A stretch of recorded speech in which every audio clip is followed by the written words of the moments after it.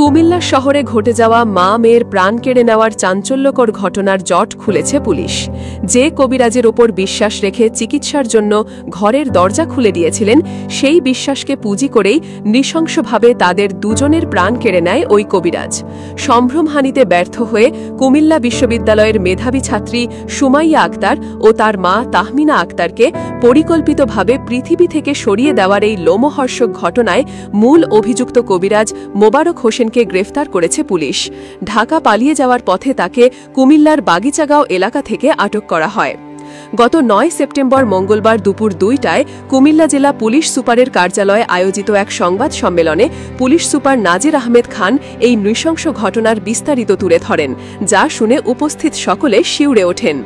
গত 8 সেপ্টেম্বর সোমবার দিনগত রাতে কুমিল্লার কালীজুড়ি এলাকার নেলিখ কটেজ নামের একটি বাসা থেকে উদ্ধার করা হয় কুমিল্লা আদালতের প্রয়াত প্রধান হিসাবরক্ষক নুরুল ইসলামের স্ত্রী তাহমিনা আক্তার ও তার কন্যা সুমাইয়া আক্তারের নিথর দেহ। সুমাইয়া কুমিল্লা বিশ্ববিদ্যালয়ের লোক প্রশাসন বিভাগের 3য় বর্ষের শিক্ষার্থী ছিলেন। এই নির্মম ঘটনাটি পুরো জেলায় শোকের ছায়া ফেলে দেয়।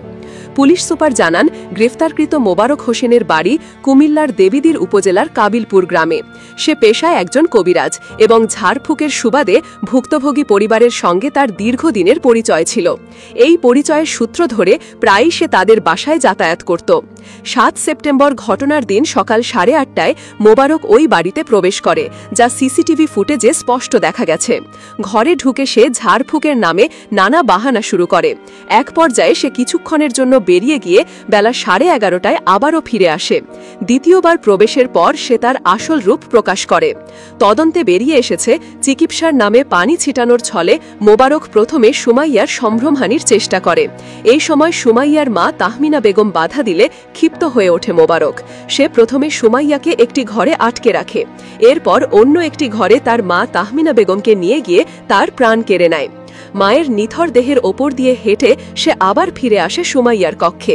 সেখানে আবারও সে সুমাইয়ার সম্ভ্রমহানির চেষ্টা চালায়, কিন্তু সাহসী সুমাইয়া শেষ মুহূর্ত পর্যন্ত নিজের সম্মান রক্ষায় লড়াই করে যান। এতে ব্যর্থ হয়ে পাষণ্ড মোবারক সুমাইয়ারও প্রাণ কেড়ে নেয়। দুটি তাজা প্রাণ কেড়ে নেওয়ার পর সে ঠান্ডা মাথায় বাসা থেকে 4টে মোবাইল ফোন এবং একটি ল্যাপটপ নিয়ে দ্রুত পালিয়ে যায়।